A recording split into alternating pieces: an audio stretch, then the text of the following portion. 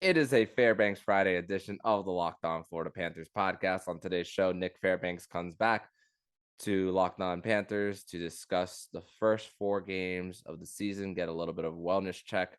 We are also going to discuss how much better we feel about the Panthers defense through the first 4 games versus how we felt during the offseason. And we are going to preview tonight's first Battle of Florida for the 2022-2023 season and just have more reverse retro talk on today's edition of the Locked On Florida Panthers podcast.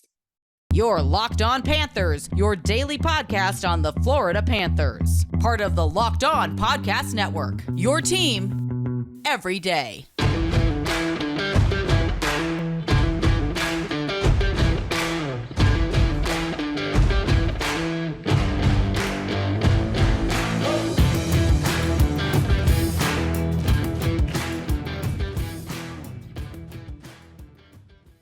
And welcome into this Friday, October 21st edition of the Locked On Florida Panthers podcast, part of the Locked On Podcast Network, where it's your team every day. Thank you for making the Locked On Florida Panthers podcast your first listen of the day. I'm Armando Velez, and you can follow me on Twitter at MondoMan12. Follow the show account on Twitter at LO_FLA Panthers. Don't forget to also subscribe to Locked On AHL and Locked On Fantasy Hockey with Flip Livingstone and Steel Roden. Will be covering all the regular season activities around the National Hockey League. So, Cats fans, another day, another opportunity, and this will be the first edition of the Battle of Florida this season for the Florida Panthers. It'll be a 7:30 puck drop on ESPN Plus with John Buccigross, Ray Ferraro, and Emily Kaplan right at FLA Live Arena. So the first ever edition of the Battle of Florida. But first, we got to bring in our guest on the show, Nick Fairbanks, on a Fairbanks Friday edition of the show. Nick, welcome back to Locked On Panthers. Thank you for having me again, Armando. And it's a great Friday to be on. The Panthers are 3-1, and couldn't ask for a better start to the season, in my opinion. So we'll get into some of the features and some of the things that they're doing later on in the show. But I'm very happy where they're sitting right now. And think about the early roller coasters that we've been through now this season, and just how quick of a trigger emotionally that we could all have when injuries start to mount up, and of course the cap where it is. But like I said on yesterday's show, days like Wednesday night kind of reassured for me that this is still a playoff team on paper. They still have a lot of the core pieces from the last few years, and of course with the veteran experience of a Paul Maurice being around, you see that there's a little bit of a different tone, a different type of style for this team as well, but in some ways, but also the fact that this team has known that even when they're down, whether it's on the scoreboard or whether they're down a player, that they've always learned how to respond. Most definitely, and it is unfortunate that Florida did lose Aaron Ekblad to another injury. This is his third in 3 seasons, but it seems like Florida, kind of keeps trucking along. I posted on Twitter during Wednesday night's game that the Panthers were like 30-10-1 when he's not in the lineup, or that he's been injured over the last 2 seasons, and now you can put them at 31-10-1 in that span. So it's either the guys are stepping up, or that the coaches are putting the players in a position, or at least maintaining the game or changing the game plan game in and game out to make sure that, number one, they're being successful, and number two, that they're covering their bases. And I think Wednesday was a perfect example of that. You got to see how the team really kind of took advantage or took care of the defensive zone. They didn't let too much stay in the defensive zone. They were just chipping the puck out and making sure that the puck was getting to the forwards a lot. And everybody on TNT were actually mentioning that, just saying, hey, the Panthers defense is not, they're not looking to keep the puck, hold on to it. They just want to get up to the forwards as fast as possible. And that was a recipe for success. So Just showing that, the team is manageable and that they're open to different ideas and how to change during the game or make adjustments during the game is a huge thing. And that's what playoff teams need to do.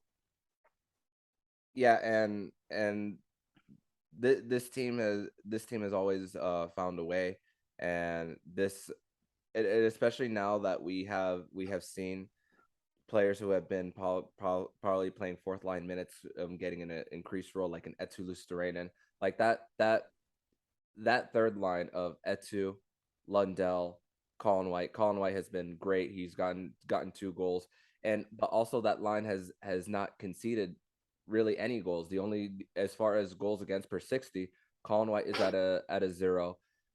Etu Luostarinen is at a 0 as well.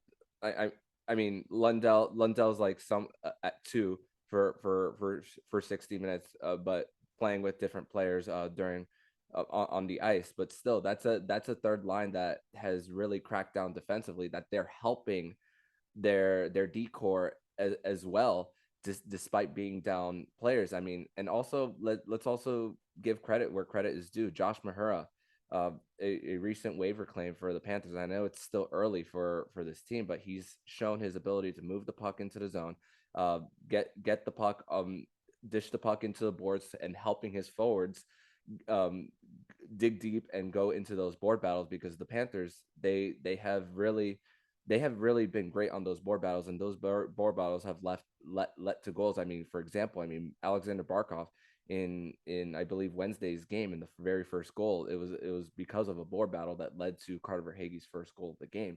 So that's also where I'm noticing for the Panthers of what they're doing right. Mahura has been actually a nice little addition that they picked up, and I'm really glad Zito was on top of it because, you had Carlson, who was waived, and then Kierstead, who was also waived to be sent down and everything. And Panthers land was like, "What's going on? We need to have these guys on the team." And it came down to the salary cap, and unfortunately, since one door closes on Ekblad being injured and everything, it opens the door for the Panthers to use that cap space to bring those guys in, and they were much needed help in Wednesday's game. But Mahura has been a nice addition to the decor, just because, one, he can skate, and yes, he does move the puck very well. And you try to figure out who is going to be your best puck mover on the team right now, and besides Forsling right now, who can you say on the team is moving the puck? Everybody else is more of a shutdown type guy, or they're going to play the board battles and everything. But it's going to be Mahura, and it's also going to be Forsling. Now Montour is going to be one of those guys, but we haven't really seen him since game 2. Mm-hmm. Yeah, and Paul Murray spoke about how Montour is likely going to get into the next practice, but the Panthers did not practice on Thursday.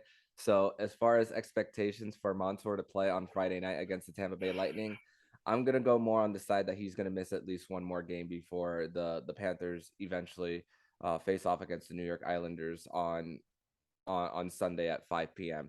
But let's do a little bit of a fill in the blank for this segment before we transition to segment number 2. So fill in the blank, Nick, on this statement. Through the first 4 games of the season, the Florida Panthers are blank. Meeting expectations. Okay. And for me, it's a little bit similar to yours, but different wording. For mine is beating the teams that they're supposed to, for what they're doing. 3 out of the 4. Think about 3 out of the 4 wins for the Panthers against all teams that didn't make the postseason last year in New York, Buffalo, Philadelphia. Sure, a lot of turnover happens. You can't exactly judge a team based on what they were last year. We were coming into the season thinking that Boston was going to fall off. It's proven early on that they're likely not going to, especially with all their injuries. So I say through these 4 games, the Florida Panthers are just doing all the right things and taking advantage of the easy part of the schedule, so that when injuries with an injury that's occurring right now on the Panthers roster, well, multiple injuries, if we're including Montour, they're still showing the ability that even though the depth of this team isn't huge, that they have still know that they are good enough to at least grind out at least a point or two in the first 4 games. And hey, 6 points out of 8 so far. I'm content. Mm-hmm. Most definitely. And I mean, that's the thing, though, is that we didn't, going into the season, you didn't know how the team was going to fare because they're changing systems. They're trying to learn a new defensive system, and you wondered how that was going to play out and if the players going to buy in. And it seems like most of them have bought in. You can definitely tell that there's a difference in game to game, and also there's, I don't feel like that. We're going to have to win games 6-5 or 7-6. Now you can actually win those low scoring 1-goal games, which is refreshing to say. I know, for the average fan and everything, that might not be the best because, listen, scoring sells.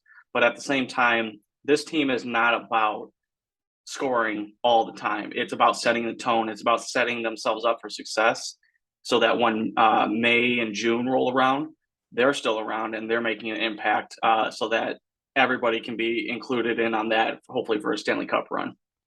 Absolutely. And that's definitely the hope. And it's just building off good habits as the season goes along.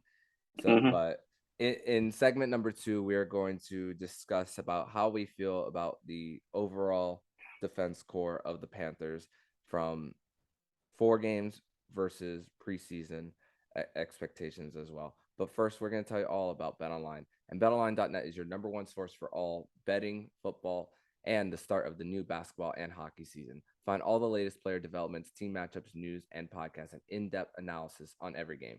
And as always, BetOnline remains your continued source for all your sports wagering information with live betting, up-to-the-minute scores for every sport out there. The fastest and easiest way to check in on all your favorite games and events, including MLB, MMA, boxing, and golf. Head to the website today or use your mobile device to learn more. BetOnline, where the game starts. Second segment here on the Locked On Florida Panthers podcast on this Fairbanks Friday edition of the show. Right after you listen to the Locked On Florida Panthers podcast, make sure you listen to Locked On Game to Game. It is local experts providing instant analysis from every game, every top performance, every result. Locked On Games to Game covers everything across the NHL with local analysis. Follow Game to Game on Locked On NHL, available on the Odyssey app, YouTube, or wherever you get podcasts. So, Nick, you had an interesting question in our chat yesterday. And also, this is also a question that I want you to not only ask. I mean, I know what the question is, but not only to ask me, but also to ask the audience listening about something that you asked yesterday on the chat. So I'm going to give you the floor on this one. So the question that I had asked, and this is through 4 games of the season, obviously, but besides Mark Staal, I got to put that big asterisk there. Do you guys feel better about the defense so far this season compared to possibly last season? My answer was very simple. And mine was that I feel better about it after Wednesday than I did in the first 3 games for this team. I mean, when Brandon Montour does come back, I do expect them possibly to be playing alongside Gus Forsling more than likely. But also it's a great opportunity for Matt Kierstead to log some more minutes. I'm going to assume that he's going to be paired with Mark Staal, and Radko Goose is going to be paired with Lucas Carlson. That at least that's what I think the pair is going to be. I mean, and just looking up the Panthers and their defense right now, as far from Hockey Reference, even before Aaron Ekblad went down, his possession numbers were not really good to start the season, but his goals against were up there, him alongside with Gus Forsling. So the possession metrics weren't the best, but the puck wasn't going into the net often when he was on the ice. And another one for the Panthers as well, as far as goals against for the Panthers outside of Mark Staal, I mean, Ratko Gudas has been on the ice for a lot of them, and Lucas Carlson. It's only one game, but he was on the ice Mm-hmm. for a lot of them as well. But I'm not going to make too much of a small sample size for those two. There's still plenty of time for this team to get it going. But I mean, let's also give credit where it's due, because the penalty kill has been just outstanding for this team. They're 14 of 16 to start the season, and when it comes to building a championship caliber team, the most important thing is starting off on the defensive end. We spoke about the forwards of the third line in segment number 1, but shifting to the defense, it's still work in progress. I didn't even mention on Thursday's show about Mark Stahl almost tipping a puck into his own net. Imagine what the conversation would have been after that game had that happen. But outside of that, the possession metrics for Josh Mahura, it's outstanding for him. We spoke about that a little bit more in segment 1, but just the fact that when they're down a man, they're not giving up many goals. So I feel a lot better about this team, and Sergei Bobrovsky as well. We spoke about prior to the recording about he didn't let in really any bad goals, at least too many of them. The one that stands out was the game against Boston against Trent Frederick. And there was another one before it was called back for offside on Wednesday against Travis Konechny. So that was one where a lot of people were like, "Oh, Bob, you got to save that." But the fact that Bob has been sharp and still showing his value as even though with the cap hit is not favorable for this team, Mm-hmm. Bob has shown that he can still be very serviceable for this team. Most definitely. And you mentioned that, you felt better after Wednesday's game against the Flyers. The Panthers actually had their best game defensively all season against, Philadelphia. And that's the first game they didn't have Ekblad on the roster, and that they were able to bring in Kierstad and Carlson on the roster. So, either the fact that, Ekblad's possession numbers haven't been there. If you take that away and you insert 2 more D-men whose job it is now is just to get the puck out of the defensive zone, which worked against Philadelphia. They didn't play with the puck too much, just get it out of the zone. Not only that helped, but it got to the forwards and they were able to make their chances. I mean, look at Verhaeghe or Swaggy's 2 goals and everything like that. There were more battles, or Philadelphia's defense made an error and fell asleep, and they just got the puck out of the zone real quick. So not only that, but you have Bobrovsky, who is still going off of last season.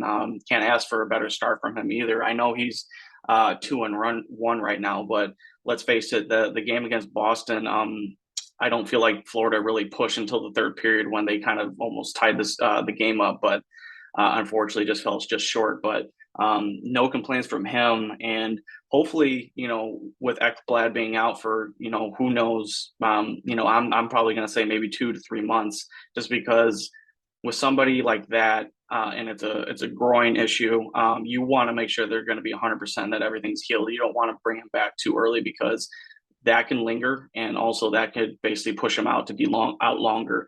So I don't expect to see him until probably late December, early January. So this team has to kind of really buy into the defensive system, and also what the adjustments are going to be game in and game out, or period in, period out going forward.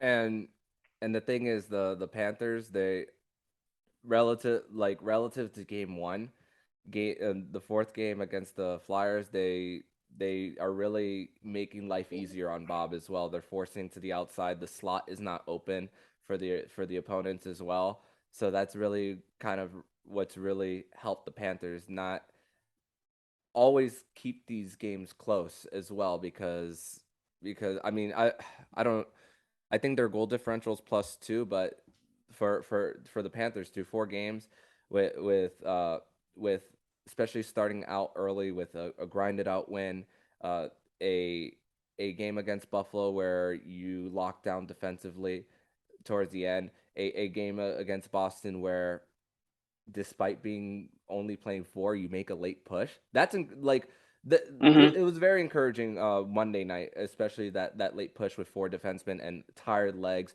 logging up more ice time that you need to. Your shifts are probably a little longer, double shifting, having a different defensive partner. That was always tough to do for this team.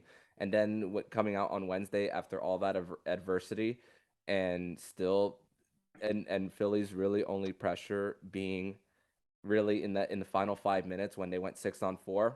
There's Mhm. really, as of right now, there's really not many complaints that you could have for this team.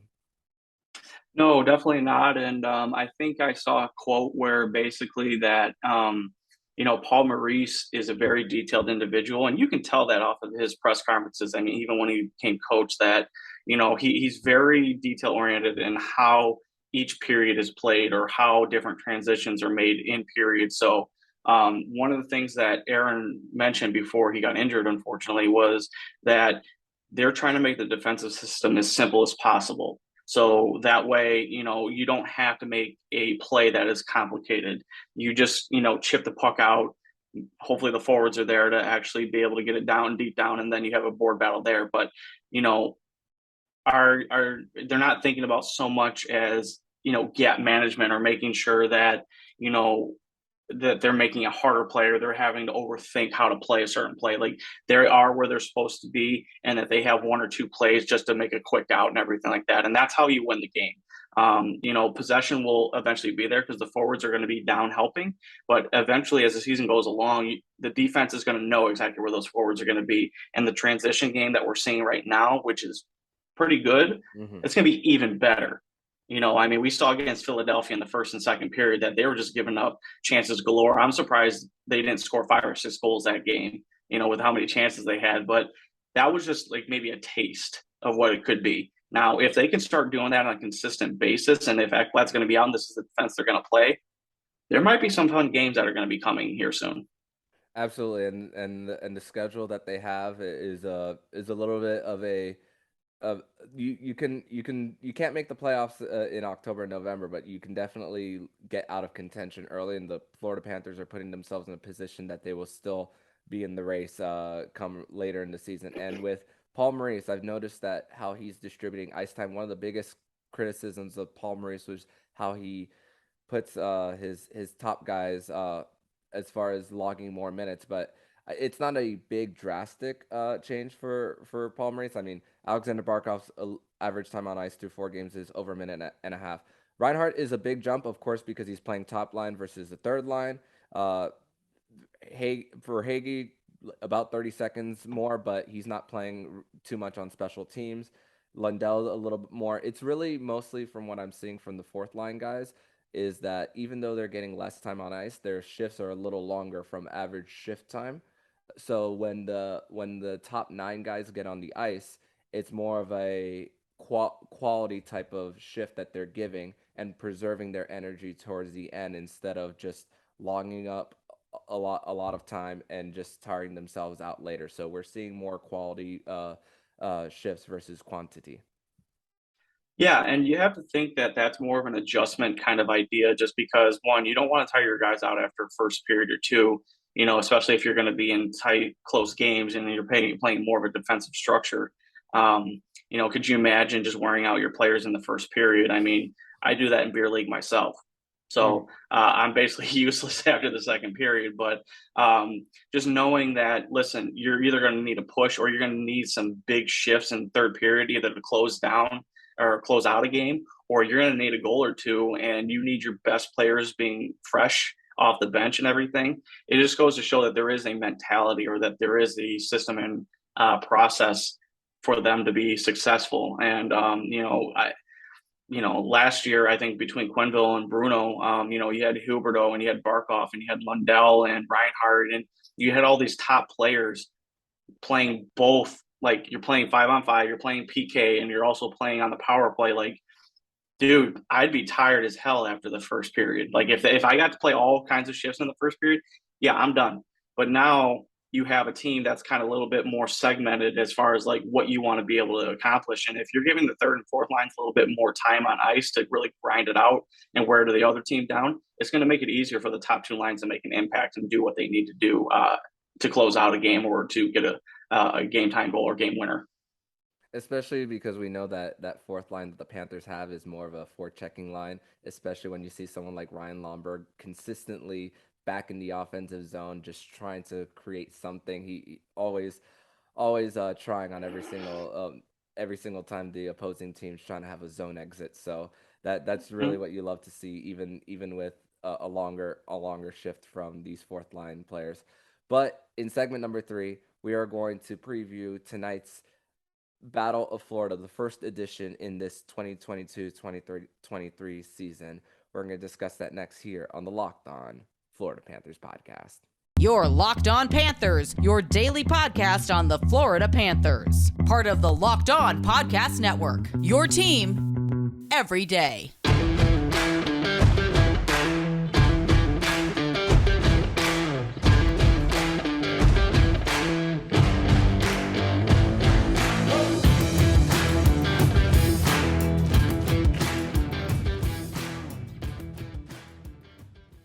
Third and final segment here on the Locked On Florida Panthers podcast on this Friday, October 21st edition of the show. Nick Fairbanks is here on this Fairbanks Friday edition. And question, Nick. I'm ready. After tonight, how much will Matthew Tkachuk hate Tampa more? How much more will Matthew Tkachuk hate Tampa? That's a very good question. So can I put it on a scale of how much Huberdeau hates Zito right now? Go for it. Yeah, I'm going to say every single game that Tkachuk has played with the Panthers, he's always been in the middle, or he's always started something and everything. I think he got away with a sucker punch last game against Philadelphia, which actually Philly got penalized for. But it's going to be a different element tonight, and I think the rivalry is going to be reborn. I think it's going to be on par with, how much Huberdeau was looking forward to coming back and playing Florida, playing against Zito. This is something that I think Florida Panther fans have been waiting for, to actually have somebody who's really good at hockey and also an agitator at the same time. So it's going to be really awesome to see if, a player like, Pat Maroon takes the bait or tries to overpower Tkachuk, or maybe Stamkos will get under his, get his skin uncovered. I can't wait to watch it, to be honest with you. So I'm going to say that the over under, I'm going to say it's going to be an over, like on a scale of 1 to 10, I'm going to say it's over a 10. Mm-hmm.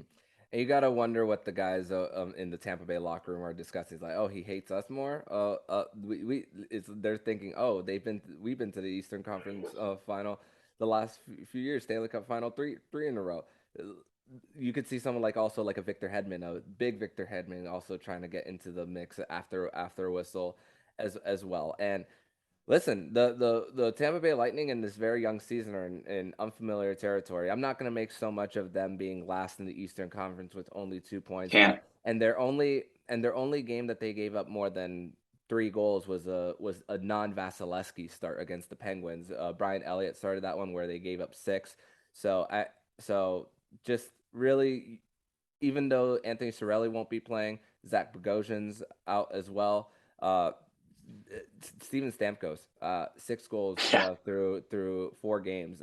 Very impressive. He just you always have to try to have a body in front, at least to block his very hard one-timer shot from the left side. And of course Kucherov, the elite passer that he is. We even saw one very early in the preseason of just a spitorama type of move that he had. So and of course we knew what happened in game 2 last year as well. So we're always the Panthers always consistently have to be on the lookout. So if I'm Paul Maurice, the one guy that I will try to keep probably in front of Nikita Kucherov as far as in the Panthers zone, I'm gonna look at someone like Gus Forsling to try to, and specifically in the 4th game against Philly, he was everywhere with blocking shots and of course creating the most shots on goal as well. I'm going to look for Gus Forsling to continue building off what he did on Wednesday night. Definitely, and he's one of the defensemen that can actually skate with anybody in the league, as far as I'm concerned. I mean, outside of possibly, Connor McDavid. I don't think anybody can skate with that guy. But no, Gus has really come into his own, and I said this on Twitter too. I think he's been the best acquisition of Bill Zito. out of That's fair. everybody that he's brought in.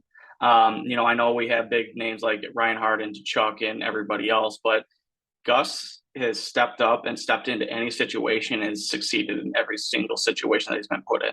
But with that being said about Tampa and everything like that, we've talked about them before. This is just the regular season for them. They're not really looking to make a huge, show of it all. They're just going to coast. They're going to make the playoffs, and then that's when they turn it on. They've done it the last 3 or 4 seasons. Now, is the game against the Panthers probably a little bit more personal? Absolutely. Probably because we see each other every year like 3 or 4 times. But at the same time, like, you never can sleep on this team at all. I mean, all it takes is one play. I mean, I think Aaron Ekblad got victimized by game 1 where he went to go poke check Kucherov, and Kucherov just glided right past him for an empty net goal that he passed over to I can't remember who it was, but basically right there, you saw the skill level was like, sorry if I can get in the camera here, was like you saw the gap right there. So I think this game is either going to be really tight, might go into overtime, or I hate to say it, Panthers fans, I think the Lightning might come out with a vengeance tonight and actually try to want to put up a win, and they could win maybe like 5-2, 5-1, unfortunately. And that might be just due to because the defense, they haven't played a caliber of a team like this before, and maybe they get a breakdown and they don't play to their game plan. Not yet, at least for this decor, but yeah, I see what you mean there, and I think the Tampa Bay Lightning think of it as, sure, they're still, after today, there'll be 70 plus games still left, but you don't want to fall behind too early in the standings, especially with Correct. how Boston and Detroit are starting. And just, yeah, you have a lot of head-to-heads between those Atlantic Division opponents to make up some ground, a lot of 4-point games. That's been a topic a lot in the offseason. About every Atlantic Division game is a 4-point swing for each team in this division. But losing 2 points for Tampa Bay, I'm sure they're not. They're always going to try to get those 2 points. But even if they don't, one game out of 82, it'll kind of show a preview of like how the Panthers can keep up with them and vice versa. But it's not going to be the whole picture for this team, and even for the next few matchups. I think the next one after this one will come in December, which will be actually one of the reverse retro games for the Panthers. They're bang bang. Yep, one of the only games that they'll have reverse retros. And actually, before we get out of here, Nick, let's get your thoughts on the reverse retros for the Panthers and the NHL. So I don't know what it is about hockey jerseys, but the more weird they are, the more sexy they are. I don't know what it is about hockey jerseys, but listen, it works. You have the secondary logo that everybody loves. I mean, I have it on the back of my car. Like, that's how much I love it as a decal. You have the big stick with the palm tree and the sun in the background, and then the baby blue. That's just Florida.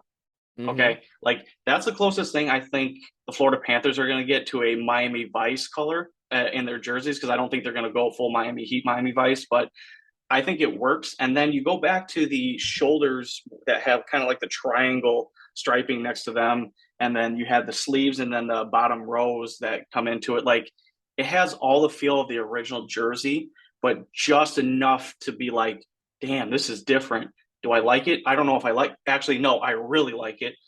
Athletic loves it and ESPN loves it. They say it's the #1 retro jersey of the reverse retro jerseys on the market right now. And one thing I do want to say is I probably will be there November 15th at the team shop to get mine, because COVID year, when they did the reverse jerseys, as the point you made previous to the show, jerseys weren't really available until January, February and everything. But I'm going to get mine November 15th for sure. This thing is sexy. Yeah, and also where we were, as far as where we were in the world with people not having work as well. Maybe Yep. I'm not sure what the sales look like for reverse retros, but I'm sure this time around they're going to sell even more, especially because it's not the Leaping Panther this time around, as great as Leaping Panther is. But this one, as far as the palm tree and the hockey stick right in front, like front and center. Just something like you said, different that just makes it so appealing, and just the the southern feel, the southeastern palm tree feel that is Florida just brings just good vibes and for this team. And here's before we sign off, here's the schedule for the reverse retro jerseys. November 19th against the Calgary Flames, November 23rd versus the Boston Bruins, November 26th versus the St. Louis Blues. The only road game they'll be using them is at Tampa Bay. Home against Seattle December 11th, January 1st against the New York Rangers, and January 28th against the Boston Bruins. So 7 games that the Panthers will be wearing these reverse retro jerseys, and I'm sure for their opponents they'll be wearing their reverse retro jerseys as well. No confirmation on that. I just gotta look through every other team and when they're wearing it. But yeah, the Panthers, they knocked this one out of the park. The ones I disliked probably the most is Detroit and Chicago because they look the same. They look almost identical, and just not. I do like that the Islanders brought back the fisherman logo as well. Yes. And I do low key like Seattle's and Calgary's as well. Calgary's is definitely like a calling to their previous jerseys back in the 80s and 90s with that stripe that was going to go up the center and everything. I really like the San Jose Sharks one, the one that calls back to the Seals. That one looks fantastic to me. I do like the Islanders one. I really do like that logo. I think that's more of their logo than, like say the Lighthouse or, just the New York Islanders with the island on it. Chicago was very disappointing, as you said. I feel like them and Detroit kind of talked to each other and said, hey, we're going to do this and you're going to do that. And they're going to look really, similar. And I'm trying to think of if there's another jersey that I really, really liked. Like I felt Montreal's like is very similar to Florida's. that's what I was about to say. Like, I feel like Montreal's like, oh, what's Florida doing? Oh, okay, they got the palm tree and the hockey stick. You know what? Let's just do exactly what they're doing, except put the Habs logo on there. Let's just do that. Toronto's the same. I don't think they can ever do anything different. All they're doing is changing like how the leaf looks. Everything's going to be the same. I love that the Capitals went back to the Eagle. Vegas by is still in the far, dark. yeah, that very Vegas. To be honest with you, like when they do their pregame and everything like that, and they have the players out there, all you're going to see is Vegas, which I think is spectacular. Yeah, and Vegas has one of the best pregame presentations that the NHL has to offer. Just never been in person, but definitely just seeing it on TV. Just definitely, and with those reverse retro jerseys, I'm excited. I'm really excited to see what the vibe is over there when they do hit the ice. I'll probably got to stay up for like a late 10 o'clock game here on the East Coast to check out. It's okay. What that's about for sure. We'll be here with you. Absolutely. But Nick, hopefully we see a win for this Florida Panthers team against their division rival Tampa Bay Lightning, and then the Panthers will be playing Sunday against the New York Islanders, the second game versus the Islanders this season, right before hitting the road against the Chicago Blackhawks and Philadelphia Flyers. So let's finish this homestand strong for this Panthers team, a place that the Florida Panthers are known to be really good at, as they had the best home record last year. But for everyone and the listeners, tell them where they could follow you online. Well, thank you for having me on again. I love these Fairbanks Fridays, and I'm glad that Florida's actually, meeting expectations, compared to what you and I think. But everybody can find me on Twitter at Prudentia0. You guys can take all my hot takes, how I really feel about Mark Staal most of the time, and then also like my in-game analysis and everything. So really appreciate you having me on again, and looking forward to next Friday. Awesome, Nick. Thank you so much, and see you next Friday. See you next Friday. And if you like what you're hearing, please subscribe to the podcast to be notified every single time the Locked On Florida Panthers podcast jumps into your podcast feed. Make sure to subscribe to Locked On NHL, where they'll be covering all the regular season activities around the National Hockey League. Thank you for making the Locked On Florida Panthers podcast your first listen of the day. And for your second listen of the day, make sure to listen to today's episode of Locked On Fantasy Hockey. Hosts Theo Roden and Flip Livingstone bring you the fantasy edge and keep you ahead of the competition with daily updates of news, analysis, and advice, Monday through Friday. Available on YouTube, Odyssey, and wherever you get podcasts. Sorry, Armando Velez with Nick Fairbanks. And you've been listening to the Locked On Florida Panthers podcast, part of the Locked On Podcast Network, where it's your team every day.